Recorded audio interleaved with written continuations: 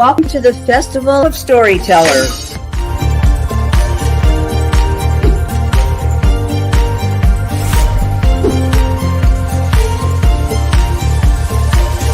I thank everybody that's involved with this process because we know writers need readers and writers need publishers.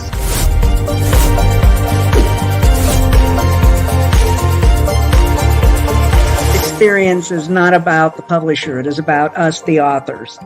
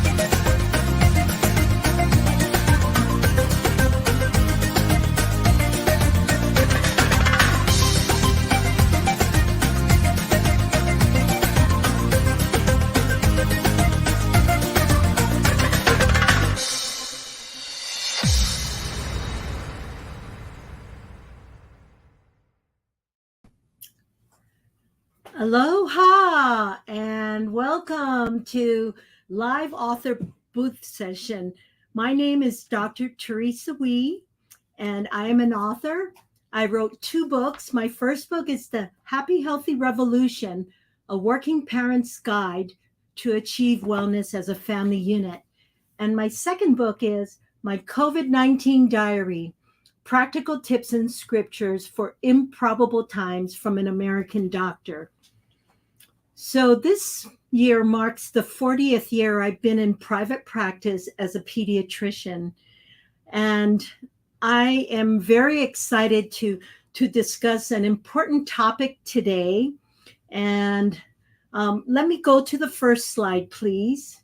So thank you all for joining in. For the past week, as well as this week, I've been talking about various topics that really contribute to our overall health. And so today I wanted to talk about why your liver matters. Next slide, please. So currently, we are seeing an epidemic of liver problems, fatty liver inflammation. 50 years ago, fatty liver was really just an disease found in alcoholics. However, today, we're now seeing it in 45% of adults and 25% of children in the US. And remember now, these are not just folks who are overweight or obese. They can be normal weight and now having the diagnosis of fatty liver. Our liver is the largest organ in our body, and it's involved in almost every part of our bodily functions, from removing toxins to helping us digest our food. When our liver becomes fatty and scarred and damaged, it becomes sluggish, and it can have terrible, terrible implications on our health. Right now, non-alcoholic fatty liver disease is rising not only in the US, but worldwide. And this increasing level of liver fat is causing serious illnesses such as type 2 diabetes, high blood pressure, cholesterol problems, and kidney disease. Next slide, please. So I just wanted to talk about some of the warning signs if you have a damaged liver. Number 1 would be stubborn weight gain. You know, we're no longer in our youthful body, which we could lose weight easily.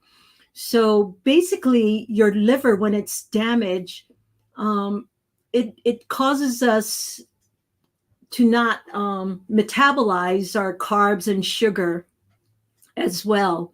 And so metabolism slows down, weight accumulates, and this is the visceral fat around our belly.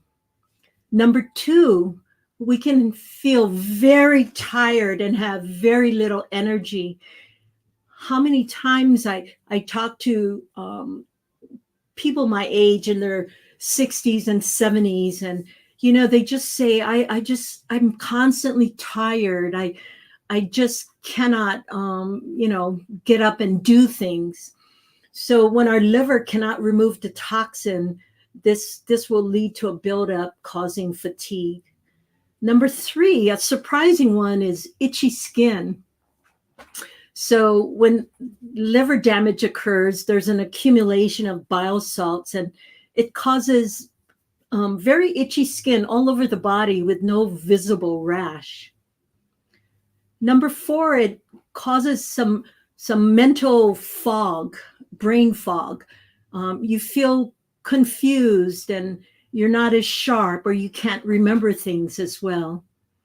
And finally, you can have swelling or pain, especially where your liver is located in the right upper quadrant of your abdomen. And I know of several friends who have actually had pain up in the right upper side. And when they went ahead and did an ultrasound, they actually did find fatty liver disease. So these are just some of the warning signs. Next slide, please. So I'll just, simply go over this.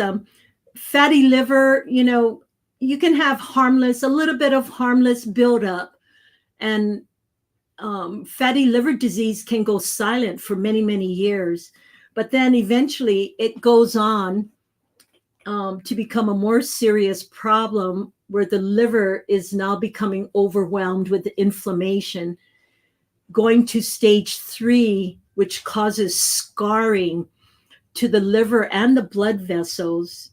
And the final stage would be cirrhosis, which occurs after 15, 20 years of damage. And this damage eventually becomes permanent, leading to liver failure and possibly a liver transplant, or it can also result in liver cancer. Next slide, please.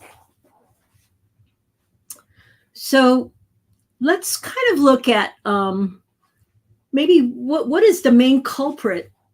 And so, believe it or not, excess sugar in our diet is the major culprit of fatty liver disease. I grew up in the 60s, and back then we really didn't have a whole lot of sweetened snacks. I remember we had ice cream just a few times a year when it was a birthday party.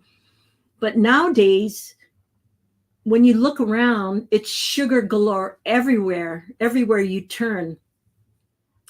So excess sugar is one of the major reasons for fatty liver disease. When you eat a lot of sugar, so much sugar that it overwhelms your body, then that excess sugar gets converted to fat, which begins to accumulate in the liver. So one of the things, of course, is to, instead of eating sugar, and refined carbohydrates, let's go for the more whole grains. Minimize intake of added sugars. I'll talk about artificial sweeteners, alcohol, and ultra-processed foods. So instead, we need to replace our diet with more whole, unprocessed foods like whole fruits and whole vegetables. So the fiber inside of these foods helps in our digestion and removes waste products. Now, people might be thinking, well, fruits have sugar in them, but remember, whole fruits also has the fiber. So the fiber acts as a netting, and it prevents the excessive absorption of fructose and sugar into our system. Fermented foods, great source of probiotics. We should be getting adequate protein, including lean grass-fed meat, as well as fatty fish and eggs. So next slide, please. So I wanted the next slide, Carolyn. So what I wanted to briefly talk about is ultra processed foods. Right now, if you look at a grocery store, the majority of the grocery store are not whole foods, but instead ultra processed foods with 5 or more ingredients. So ultra processed foods now count for most of the foods on the market, and over 60% of these foods have added sugars, saturated fats, which are bad for you, salt, preservatives, coloring, and other additives. So when we're consuming all of these ultra processed foods, and that include fast foods, then liver inflammation begins to happen, causing more weight gain and even more liver fat beginning to accumulate inside of us. Now, because ultra processed foods and fast foods are all over, it would be really impossible to cut it completely out. But one of the things I just want everyone, especially parents and grandparents, to be aware of is think about putting balance in the diet. Make sure that at the dinner table, we do have some whole fruits and vegetables, and instead of sugary drinks, let's consider drinking water. I'm also a big fan of, on the weekends, getting the whole family involved in doing cooking for the coming week, because during the week it can get very, very difficult to squeeze home cooked meals. So another suggestion. Next slide. Next slide, Carolyn. Thank you. In addition to food, physical activity is a very powerful tool to fight against fatty liver disease, because it helps you to use up and burn off those excess calories. And, just looking around and finding activities that you really enjoy. For many of us, I don't like paying money to go to a gym. I like walking and swimming. So that can be free, and that can be something that will be a part of my normal routine. For adults, we want to aim for about 150 minutes of moderate intensity aerobic exercise. So what that means is, maybe 3 times a week for an hour. If you can just try to, Monday, Wednesday, Friday, go for a 1-hour walk, or that can even be broken up into 30-minute walks 6 days a week, however you want to include it. The other thing is, think about making movement part of your life. I know before I used to always want to try to get the best parking space closest to where I want to go.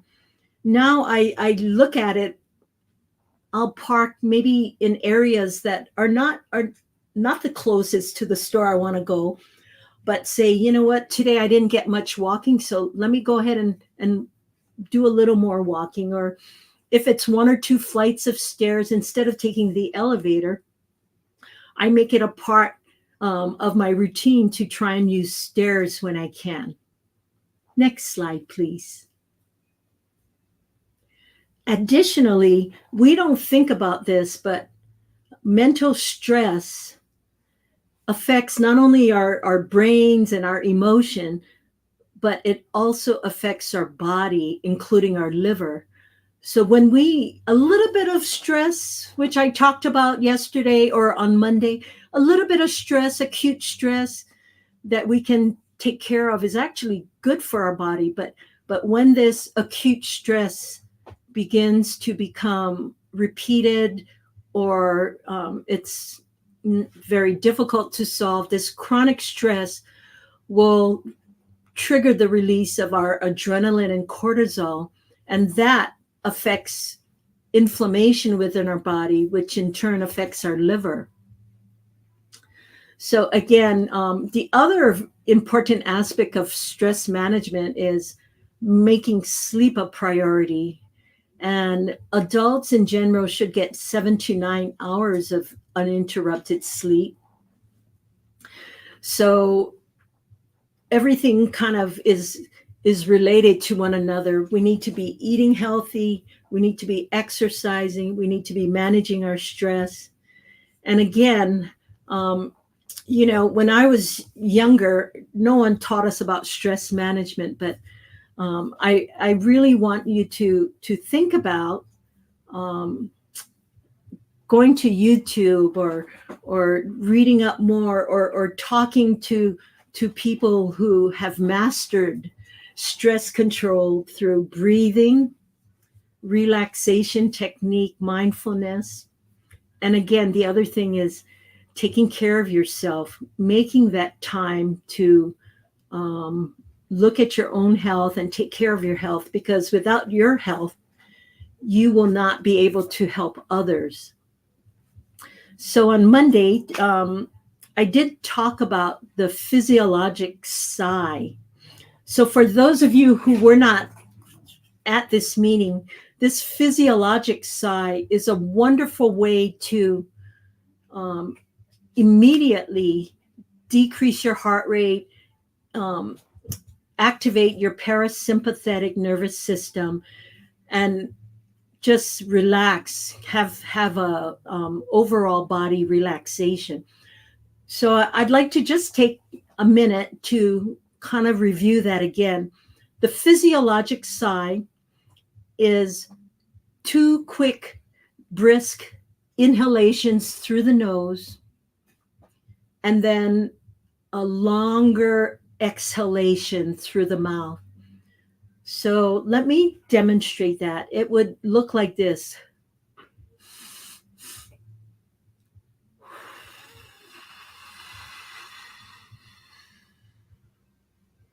So try it along with me. So it's a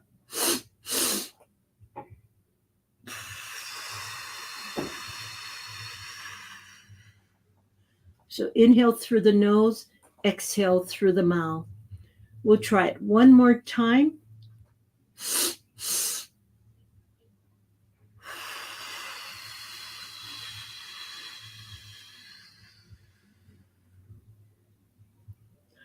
I don't know about you, but I'm already feeling that relaxation. Next slide, please. Carolyn, next. Thank you. So remember I told you that fatty liver disease, this was only back in the 60s and 70s. It was mainly seen in alcoholics. So why did we have such a rise now in fatty liver disease? A lot of it is due to the increased sugar, but again, it's because of the sugar-sweetened beverages that everyone is consuming. So number one, if you do have a fatty liver, of course, we should think about limiting our alcohol. Do so in moderation. This would typically mean 1 drink per day for women and up to 2 drinks per day for men. Again, if you're finding it very challenging to reduce alcohol consumption, don't be afraid to reach out to support groups like Alcoholics Anonymous, or even seeking the help of professional counselors. But the reason why we're seeing it in children and even in an increased number of adults is because of the sugar-sweetened beverages that we're all consuming. Also the smoothies. So, when people are consuming, um, like say 100% pure orange juice, what they are consuming is the sugar of pulverized fruit, and so there's no more fiber in here. So basically, you're just drinking this sugary drink and getting a huge dose of sugar bolus in your body, and as a result, the excess sugar gets stored into your liver as fat. The other thing to be careful of, people always tell me, well, I have artificially sweetened beverages like Diet Coke. But even these artificial sweeteners, aspartame, your body looks at it as a toxin. It really doesn't help you in any way. And these artificial sweeteners will increase your appetite, resulting in more weight gain and more liver damage. So again, just being aware that maybe we can replace sugar sweetened beverages with water or milk even. So next slide, please. So again, a lot of times people want to know, well, fatty liver disease, should I get a blood test? And, I think for adults, if you're already diabetic, overweight, or obese, you may already have fatty liver disease. So, you may want to go and talk with your doctor about getting some of the blood tests. But for many younger folks, it could be a silent disease, and you may not have any noticeable symptoms until 10 or 15 years down the line. Again, fatty liver, some of the symptoms would be high blood sugar. If you're getting a lipid profile, it could be high triglycerides, high cholesterol. At some point, if you are having problems, your doctor may suggest an ultrasound, or maybe if you went for ultrasounds, they might just find it as an incidental finding. But again, I think we all need to be aware of this fatty liver disease, the rapid rise, as well as what is causing it. Next slide, please. So this is my last slide, but, I just want everyone to understand that it's never too late. Our liver has amazing powers to recover. So we need to, number one, try to really maintain that healthy weight. It's said that even losing 3 to 5% of your body weight can help to reduce your fatty liver buildup. Number two, as I mentioned, try to eat whole fruits and whole vegetables. Anything that has a label, now that means it's become processed food. But we have to be very, very careful with the ultra processed foods, the Twinkies, our fast food menu, as well as the alcohol and sugar sweetened beverages, which is so abundant around all of us. 50 years ago, we never had all of these types of foods. The next item is, don't forget to exercise. Exercise really does not necessarily help you to lose weight. It's not mainly for weight loss, but regular moderate intensity exercise, a little bit every day, it will benefit you in many other ways. Again, old habits are so difficult to get rid of. But I think once we understand what we need to do, we can break it up into small steps. I have a suggestion. This is what I tell my patients in my office. Some of the kids are drinking 2 or 3 sodas a day. I tell them, how about if we just go to 2 sodas a day and start drinking some water. Just start slowly. And then maybe in a week or two, let's move over to maybe just 1 soda. So Len says, how do you keep your liver healthy? This is the prescription, the slide right in front of you. Keeping your liver healthy means it's a holistic approach. And Kay says, I noticed a lot of health complications affecting our brain. So yes, as I mentioned, if we have fatty liver, it causes mental fog and poor concentration and decreased memory. So again, it's so important for us to, look at not only what we're eating, but how is our stress management?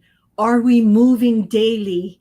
Are we watching, what we're eating, the ultra processed foods? What is our alcohol intake? What is our sugar sweetened beverage intake?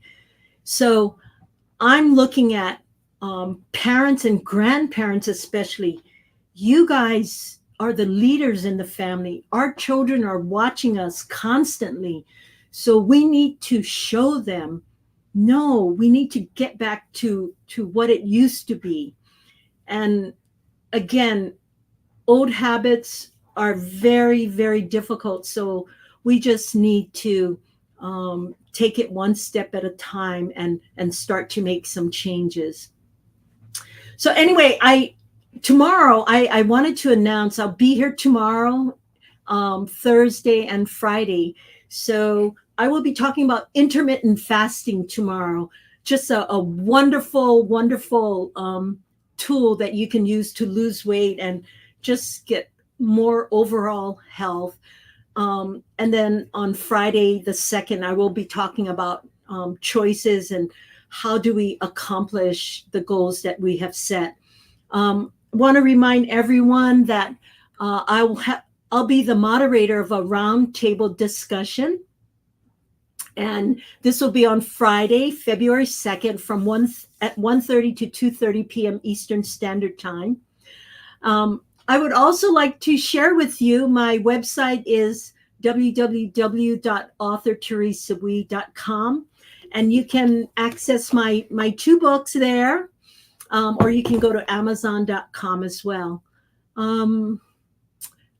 I just wanted to announce that I will be at the London Book Fair signing March 12th to the 14th. And I'm so excited and grateful for Reader's Magnet.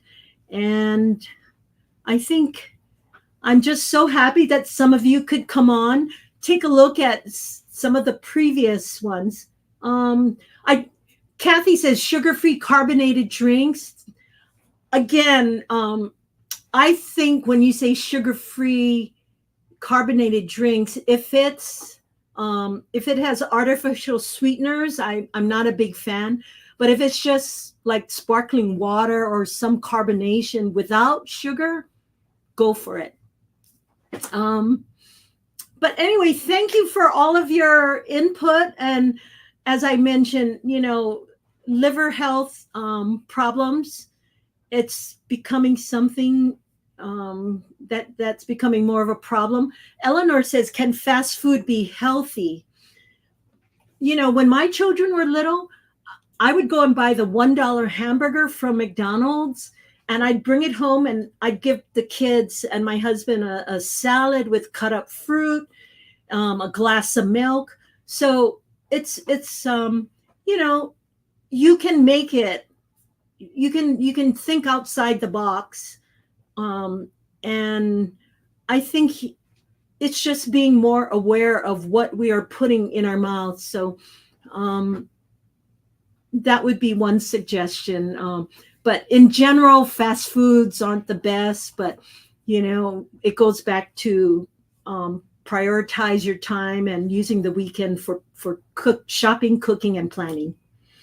I think my time is just about up, but just remember, here at Reader's Magnet, we share your story with the world. So thank you everyone for joining me, and I hope to see you tomorrow. I'll talk about intermittent fasting. Thank you. Aloha.